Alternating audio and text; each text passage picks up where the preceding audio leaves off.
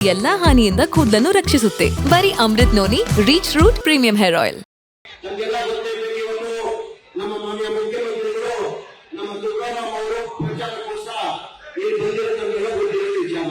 ಈಗ ಕಾಂಗ್ರೆಸ್ ಪಕ್ಷದ ನಾವು ಇತಿಹಾಸದಲ್ಲಿ ಯಾವ ಚುನಾವಣೆ ಬರ್ತದೆ, ಜಮ್ಮು ಮಧ್ಯಾಹ್ನದಲ್ಲಿ ಮತ ಕೇಳುವಾಗ ನಮ್ಮ ಸಾಧನೆಯನ್ನ ತೋರಿಸಿ ನಾವು ಮತ ಕೇಳ್ತೀವಿ.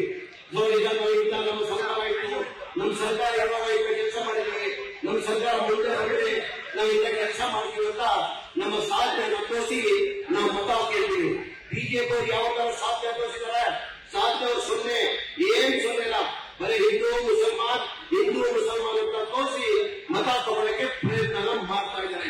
ನಮಗೆಲ್ಲ ಗೊತ್ತಿದ್ದಂಗೆ 2023 ಚುನಾವಣೆಯಲ್ಲಿ ನಮ್ಮ ನಾಯಕರಾದ ಸಿದ್ದರಾಮಯ್ಯ ಅವರು ಪ್ರಚಾರ ಟೈಮಲ್ಲಿ ಎಲ್ಲ ಕಡೆ ಆಶ್ವಾಸನೆ ಕೊಟ್ಟಿದ್ರು.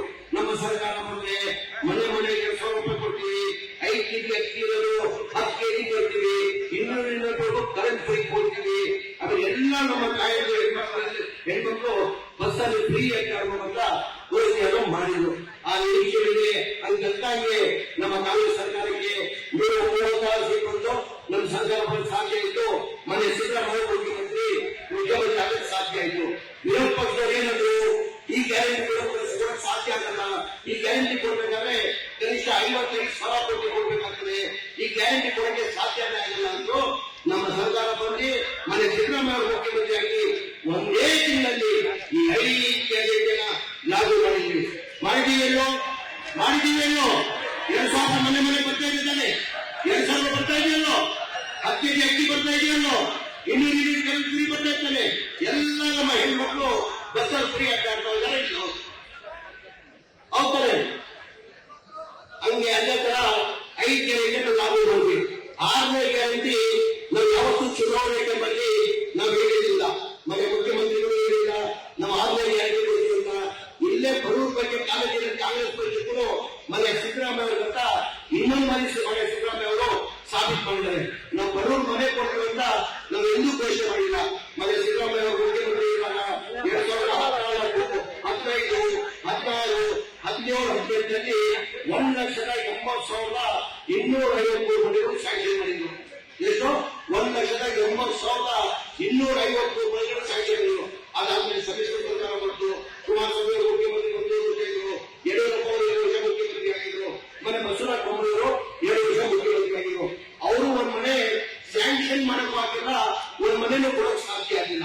ಯಾವ ಟೈಮಲ್ಲಿ ಸ್ಯಾಂಕ್ಷನ್ ಆಗಿರೋದು? ಮನೆ ಸಿದ್ದರಾಮಯ್ಯ ಅವರು ಮುಖ್ಯಮಂತ್ರಿ ಇರುವಾಗ ಆ ಟೈಮಲ್ಲಿ 1,80,250 ಮನೆಗಳು ಸ್ಯಾಂಕ್ಷನ್ ಆಗಿದ್ರು. ಅದಾದ್ಮೇಲೆ 5 ವರ್ಷ ಸರ್ಕಾರದಲ್ಲಿ ಒಂದ್ ಮನೆನೂ ಸ್ಯಾಂಕ್ಷನ್ ಮಾಡಿಲ್ಲ, ಒಂದ್ ಮನೆನೂ ಕೊಡಕ್ಕೆ ಸಾಧ್ಯ ಆಗಿಲ್ಲ. ನಮ್ಮ ಸರ್ಕಾರ ಬಂದಾದ್ಮೇಲೆ ಮನೆ ಸಿದ್ದರಾಮಯ್ಯ ಮುಖ್ಯಮಂತ್ರಿ ಆದ್ಮೇಲೆ ನನಗೆ ವಸತಿ ಮಂತ್ರಿ ಮಾಡಿದ್ರೆ ನನ್ನ ಮನೆ ಬಂದು ಈ ತರ 10 ವರ್ಷದಿಂದ ಹುಡುಗಿಗೆ ಒಂದು ಮನೆ ಕೊಡಕ್ಕೆ ಸಾಧ್ಯ ಆಗಿಲ್ಲ ಸರ್, ಒಂದು ಮನೆನೂ ಕೊಡಕ್ಕೆ ಸಾಧ್ಯ ಆಗಿಲ್ಲ. ಕಾರಣ ಅಂದ್ರೆ ಒಂದ್ ಮನೆ ಕಟ್ಟಬೇಕಾದ್ರೆ 7 ಲಕ್ಷ ರೂಪಾಯಿ ಆಗ್ತದೆ. 7 ಲಕ್ಷ ಕೇಂದ್ರ ಸರ್ಕಾರದಿಂದ ಪ್ರಧಾನಮಂತ್ರಿ ಆವಾಸ್ ಯೋಜನೆ ಅಂತ 1 ವರ್ಷ ಕೊಡ್ತಾರೆ. ಏನೋ ಪ್ರಧಾನಮಂತ್ರಿ ಆವಾಸ್ ಯೋಜನೆ ಅಂತ 1 ಲಕ್ಷ ಕೊಡ್ತಾರೆ. ನಮ್ಮ ರಾಜ್ಯ ಸರ್ಕಾರದಿಂದ 1,20,000 ಜನರು ಕೊಡ್ತಾ ಇದ್ವಿ. SC ST ಇದ್ರೆ 2 ಲಕ್ಷ ಕೊಡ್ತಾ ಇದ್ವಿ. ಅದೇ ತಗೊಂಡ್ರೆ 1 ಲಕ್ಷ ಆಗ್ತಾ ಇತ್ತು. 4 ಲಕ್ಷದಲ್ಲಿ ಕೇಂದ್ರ ಸರ್ಕಾರದಿಂದ 1 ಲಕ್ಷ, ರಾಜ್ಯ ಸರ್ಕಾರದಿಂದ 1 ಲಕ್ಷ ಇದ್ರೆ 3 ಲಕ್ಷ ಆಯ್ತು. 7 ಲಕ್ಷ 3 ಲಕ್ಷ 4 ಲಕ್ಷ ಉಳಿದಿದೆ. 4 ಲಕ್ಷ ಕೊಡೋದು ಎಲ್ಲಿಂದ ಕಟ್ಟಕ್ಕೆ ಸಾಧ್ಯ? ನೀವು ಅಂತಿಮ ಬಿಟ್ಟಿರೋ 10 ವರ್ಷದಲ್ಲಿ 1,80,250 ಬೆನಿಫಿಷಿಯರಿ ಕಟ್ಟಬೇಕಾಗಿತ್ತು 7,400 ಕೋಟಿ. ಅದನ್ನ ಬೆನಿಫಿಷಿಯರಿ ಎಷ್ಟು ಕೊಟ್ಟರೆ? ಬರೇ 310 ಕೋಟಿ ಕಟ್ಟವ್ರೆ. ಯಾರು 5,000 ಕಟ್ಟವ್ರೆ, ಯಾರು 10,000 ಕಟ್ಟವ್ರೆ, ಯಾರು 15,000 ಕಟ್ಟವ್ರೆ, ಯಾರು 20,000 ಕಟ್ಟವ್ರೆ. ಕಟ್ಟಕ್ಕೆ ಸಾಧ್ಯ ಆಗಿಲ್ಲ. ನನ್ನನ್ನು ಬಂದಾದ್ಮೇಲೆ ಮನೆ ಮುಖ್ಯಮಂತ್ರಿಗಳು ಹೆಂಗೋ ಕೇಳಕ್ಕೆ 5 ಗ್ಯಾರಂಟಿಗಳಿಗೆ 55,000 ಕೋಟಿ ಆಗ್ತದೆ. ಇದು ಹೆಂಗ್ ಕೊಡಕ್ಕೆ ಸಾಧ್ಯ? ಇದು ನಾನು ಹೆಂಗ್ ಕೇಳಿ ಅಂತ ಬೈದಕ್ಕೆ ಹೋಗಿ ಮನೆ ಮುಖ್ಯಮಂತ್ರಿ ಗಮನ ತಂದೆ. ಸರ್, ನಿಮ್ಮ ಕಾಲದಲ್ಲಿ 1,80,000 ಮನೆಗಳು ಶ್ರಮಗಳು ಸ್ಯಾಂಕ್ಷನ್ ಆಗಿದ್ರು. ಅದಾದ್ಮೇಲೆ ಒಂದು ಮನೆಯನ್ನು ಸ್ಯಾಂಕ್ಷನ್ ಮಾಡಕ್ಕೆ ಸಾಧ್ಯ ಆಗಿಲ್ಲ, ಒಂದು ಮನೆಯನ್ನು ಕೊಡಕ್ಕೆ ಸಾಧ್ಯ ಆಗಿಲ್ಲ. ಕಾರಣ ಅಂದ್ರೆ ಒಂದ್ ಮನೆ ಕಟ್ಟಬೇಕಾದ್ರೆ 7 ಲಕ್ಷ ಆಗ್ತದೆ, ಬೆನಿಫಿಷಿಯರಿ 4 ಲಕ್ಷ ಕೊಡಬೇಕಾಗ್ತದೆ ಸರ್. ಬಡವರು ಎಲ್ಲಿಂದ ಅವ್ರು ಕೊಡೋಕೆ ಸಾಧ್ಯ ಸರ್? ಬೆನಿಫಿಷಿಯರಿ ಬರೀ 310 ಕೋಟಿ ಅಂತ ಮನೆ ಮುಖ್ಯಮಂತ್ರಿಗಳು ಬಡವ್ರ ಬಗ್ಗೆ ಕಾಳಜಿ ಕಾರಣಕ್ಕೆ ಇಲ್ಲ ಕಣೋ, ಬಡವರು ಬಿಜೆಪಿಯಲ್ಲಿ ಅವ್ರ ಮನೆ ಕೊಡ್ಲೇಬೇಕು ಅಂತ ಹೇಳ್ಬಿಟ್ಟು 7,400 ಕೋಟಿ ನಾನು ಕೊಟ್ಟಿದ್ದರು. 1 ವರ್ಷದಲ್ಲಿ ಆ ಬಡವರಿಗೆ ಮನೆ ಕೊಡ್ಬೇಕಂತ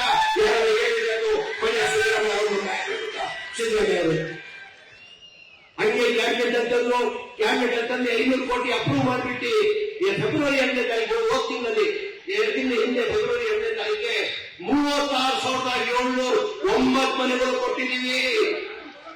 36,709 ಮನೆಗಳು. ಏನಕ್ಕೆ ಅವರಿಗೆ ಬಡವರ ಬಗ್ಗೆ ಕಾಳಜಿ ಇಲ್ಲ? ಕುಮಾರಸ್ವಾಮಿ 1.5 ವರ್ಷ ಇದ್ರು, ಅವ್ರ ಬಡವರ ಬಗ್ಗೆ ಕಾಳಜಿ ಇಲ್ಲ. ಯಡಿಯೂರಪ್ಪ 2 ವರ್ಷ ಮುಖ್ಯಮಂತ್ರಿ ಆಗಿದ್ರು, ಅವ್ರ ಬಡವರ ಬಗ್ಗೆ ಕಾಳಜಿ ಇಲ್ಲ. ಬಸವರಾಜ ಬೊಮ್ಮಾಯಿ 2 ವರ್ಷ ಮುಖ್ಯಮಂತ್ರಿ ಆಗಿದ್ರು. ನನ್ನ ಜೀವನದಲ್ಲಿ ನಾನು ಮಾತ್ರವಲ್ಲ, ನನ್ನ ಕೂದಲು ಕೂಡ ಆಗಿರ್ಬೇಕು ಸ್ಟ್ರಾಂಗ್ ಅಂಡ್ ಸ್ಟೈಲಿಶ್. ಬರೀ Amrit noni reach root premium hair oil ನೊಂದಿಗೆ. Rich root premium hair oil. ಅವ್ರ ಬಡವರ ಬಗ್ಗೆ ಕಾಳಜಿ ಇಲ್ವಾ? ದಯಮಾಡಿ ಅರ್ಥ ಮಾಡ್ಕೊಳ್ಬೇಕಾಗ್ತದೆ. ಬಡವರ ಬಗ್ಗೆ ಕಾಳಜಿ ಯಾರಿಗೆ ಬರುತ್ತೆ? ನಮ್ಮ ನಾಯಕರಾದಂತ ಸಿದ್ದರಾಮಯ್ಯರು. ಇದೆಲ್ಲ ಹಿಂದೆ ಕಾರಣದಿಂದ ನಾವು ಸಿದ್ದರಾಮಯ್ಯ ಮಾತು ಕೇಳಬೇಕಾಗಲ್ಲ, ಕಾಯ್ತಿದ್ದೀರಾ. ಬಿಸಿಲು ಜಾಸ್ತಿ ಇದೆ, ಟೈಮು ಜಾಸ್ತಿ ಆಗಿದೆ, ಹಾಗಾಗಿ ನಾವು ಹೆಚ್ಚಾಗಿ ಮಾತಾಡ್ಕೋಬಲ್ಲ. ದಯಮಾಡಿ ನಿಮ್ಮಲ್ಲಿ ಕೈ ಜೋಡಿಸಿ ಮನವಿ ಮಾಡಿ ಕೇಳ್ಬೋದು. ಇವತ್ತು ಕೇಂದ್ರದಲ್ಲಿ ಬಿಜೆಪಿ 10 ವರ್ಷದಿಂದ ಸರ್ಕಾರ ಇದಕ್ಕೆಲ್ಲ ಗೊತ್ತಿದೆ. ನಮ್ಮ ಕಾಂಗ್ರೆಸ್ ಸರ್ಕಾರ ಇರುವಾಗ ಡೀಸೆಲ್ ಬೆಲೆ ಏನಿತ್ತು, ಪೆಟ್ರೋಲ್ ಬೆಲೆ ಏನಿತ್ತು, ಗ್ಯಾಸ್ ಬೆಲೆ ಏನಿತ್ತು, ಡಾಲರ್ ಬೆಲೆ ಏನಿತ್ತು, ನಮಗೆಲ್ಲ ಗೊತ್ತಿದೆ. ವಿಚಾರ ನಾನು ಹೆಚ್ಚಾಗಿ ಹೇಳೋಲ್ಲ. ನಾನು ಇಷ್ಟೇ ನಿಮ್ಮಲ್ಲಿ ಕೇಳಿರೋದು, ತುಕಾರಾಮ್ ಅವ್ರ ಬಗ್ಗೆ ನನ್ನ ತಾಲೂಕು, ನನ್ನ ಜಿಲ್ಲಾ ಉಸ್ತುವಾರಿ ಮಂತ್ರಿ ಆಗಿದ್ವಿ. ನಮ್ಮ ಬಳ್ಳಾರಿಯಲ್ಲಿ ವಿಜಯನಗರ ಜಿಲ್ಲೆಯಲ್ಲಿ ತುಕಾರಾಮ್ ಅಲ್ಲಿ ಒಂದು ಡೆಕ್ಕನ್ ಹರಾಡಲ್ಲಿ ಒಂದು ಆರ್ಟಿಕಲ್ ಬಂದಿದೆ. ಡೆಕ್ಕನ್ ಹರಾಡ್ ಪೇಪರ್ ಅಲ್ಲಿ ಒಂದು ಆರ್ಟಿಕಲ್ ಬಂದಿದೆ.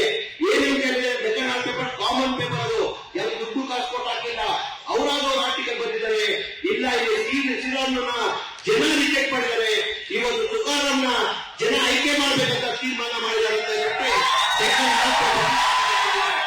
ಮಂತ್ರಿಯಾಗಿ ಮಾಡಿದ್ದಾರೆ. 4 ಬಾರಿ MLA ಆಗಿದ್ದಾರೆ. ಎಂದೂ ತುಕಾರಾಮ್ ಅವ್ರು ಮುಂದೆ ಇದ್ದಾರೆ ಅಂತ ಹೇಳ್ತಾರೆ. ನಾನು ಅವ್ರ ಮುಂದೆ ಚೀಫ್ ವಿಪ್ ಆಗಿದ್ರು, ಅವ್ರು ಮಂತ್ರಿ ಆಗಿದ್ರು. ಮಂತ್ರಿ ಇರುವಾಗ 4 ಸತಿ MLA ಆಗಿದ್ರು. ಅವ್ರು ಯಾವತ್ತೂ ಮಂದಿನ ದುರಾವರಣೆ ಯಾವತ್ತೂ ಯಾರು ಇರಲಿಲ್ಲ. ಜನರ ಮಹಾನ್ಯತೆಯನ್ನು ಎಲ್ಲಿ ನೋಡಿಲ್ಲ. ದಯಮಾಡಿ ನೀವು ಕೈ ಜೋಡಿಸಿ ಮಾಡ್ಕೊಳ್ಳೋದು, ಒಳ್ಳೆ ವ್ಯಕ್ತಿನ ಆಯ್ಕೆ ಮಾಡ್ಕೊಳ್ಳಿ. ಗಂಡನ ಆಯ್ಕೆ ಮಾಡ್ಕೊಬೇಡಿ, ಗಂಡನ ಆಯ್ಕೆ ಮಾಡಬೇಡಿ, ಒಳ್ಳೆಯವ್ರನ್ನ ಆಯ್ಕೆ ಮಾಡಿ. ಅದು ಇನ್ನೊಂದೆಲ್ಲ ಕಲಿತಾ ಇದ್ದೀನಿ. 2 ಮಾತು ಹೇಳಿ ನಾನು ಮಾತು ಕೊಡ್ತೀನಿ. ಒಂದು ಕಾಲದ 2 ಬಾರಿ ಮನೆಯಲ್ಲಿ 2 ಬಾರಿ ಕೇಂದ್ರದಲ್ಲಿ ಬಿಜೆಪಿ ಸರ್ಕಾರ ಇತ್ತು. ಬೇರೆಯವರಿಗೆ ಏನೇನಾಗಿದೆ ಅಂತ ನಾನು ಹೇಳಿದ್ದೀನಿ. 2 ಯಾವ್ದನ ಕಾಯಿಲೆ, ಎಲ್ಲಾ ಕಾಯಿಲೆಗಳು ವಾಸಿ ಆಗ್ತದೆ. ಬೇರೆ ಯಾವ ಹಾರ್ಟ್ ಕಾಯಿಲೆ ಬರಲಿ, ಬೇರೆ ಶುಗರ್ ಕಾಯಿಲೆ ಬರಲಿ, BP ಕಾಯಿಲೆ ಬರಲಿ, ಬೇರೆ ಯಾವ್ದನ TB ಕಾಯಿಲೆ ಬರಲಿ, ಎಲ್ಲಾ ಕಾಯಿಲೆ ವಾಸಿ ಆಗ್ತದೆ. ಒಂದು ಕಾಯಿಲೆ ವಾಸಿ ಆಗಲ್ಲ. ಯಾವ ಕಾಯಿಲೆ ಇದೆ? ಫಸ್ಟ್ ಸ್ಟೇಜ್ ತೋರಿಸಿದ್ರೆ ವಾಸಿ ಆಗ್ತದೆ, ಸೆಕೆಂಡರಿ ಸ್ಟೇಜ್ ತೋರಿಸಿದ್ರೆ ವಾಸಿ ಆಗ್ತದೆ, 3ನೇ ಸ್ಟೇಜ್ ಅಲ್ಲಿ ಹೋಗ್ತದೆ ಅದು ಯಾವ ಕಾಯಿಲೆ ವಾಸಿ ಆಗಲ್ಲ. ಅವ್ರು ಸಹಾಯ ಅದು ಯಾವ ಕಾಯಿಲೆ ಇದೆ? ಕ್ಯಾನ್ಸರ್ ಕಾಯಿಲೆ. ಅದು ಬಿಜೆಪಿ 2 ಸತಿ ಗೆದ್ದಿದ್ರ ನೀವು. 3ನೇ ಸತಿ ಏನಾಗಿದೆ? ಅವ್ರ ಕ್ಯಾನ್ಸರ್ ಇದ್ದರೆ ಯಾವ ಸಾಯಿಲ್ಲ, ಎಲ್ಲ ಈ ದೇಶದಲ್ಲಿ ಎಲ್ಲ ಬಡವರು ಸಾಯಿಸ್ಬಿಡ್ತಾರೆ. ಕ್ಯಾನ್ಸರ್ ಇದ್ದಾರೆ. ದಯಮಾಡಿ ಅರ್ಥ ಮಾಡ್ಕೊಳ್ಳಿ. ನಾವೆಲ್ಲ ತುಕಾರಾಮನಿಗೆ ಹೆಚ್ಚಿನ ಮತ ಗೆಲ್ಸಲ್ಪಡ್ತೀವಿ ಅಂತ ನನ್ನ ವಿಶ್ವಾಸ ಇಟ್ಕೊಂಡು ನಾನು ಮಾತುಕೊಡ್ತೀನಿ. ಜೈ ಹಿಂದ್, ಜೈ ಕರ್ನಾಟಕ, ಜೈ ಕಾಂಗ್ರೆಸ್. ಅನುಕ್ಷಣದ ಸುದ್ದಿಗಳಿಗಾಗಿ ವಿಸ್ತಾರ ನ್ಯೂಸ್ ಯೂಟ್ಯೂಬ್ ಚಾನೆಲ್ ಸಬ್ಸ್ಕ್ರೈಬ್ ಮಾಡಿ. ಹೊಸ ಸುದ್ದಿಗಳ ನೋಟಿಫಿಕೇಶನ್ಗಾಗಿ ಬೆಲ್ ಐಕಾನ್ ಕ್ಲಿಕ್ ಮಾಡಿ. ಲೇಟೆಸ್ಟ್ ಅಪ್ಡೇಟ್ಸ್ಗಾಗಿ www.vistaranews.com ವೆಬ್ಸೈಟ್ಗೆ ವಿಸಿಟ್ ಮಾಡಿ. ಅಂಗೈಯಲ್ಲೇ ಜಗತ್ತಿನ ಸುದ್ದಿ ತಿಳಿಯಲು ವಿಸ್ತಾರ ನ್ಯೂಸ್ ಕನ್ನಡ ಆಪ್ ಡೌನ್ಲೋಡ್ ಮಾಡಿ.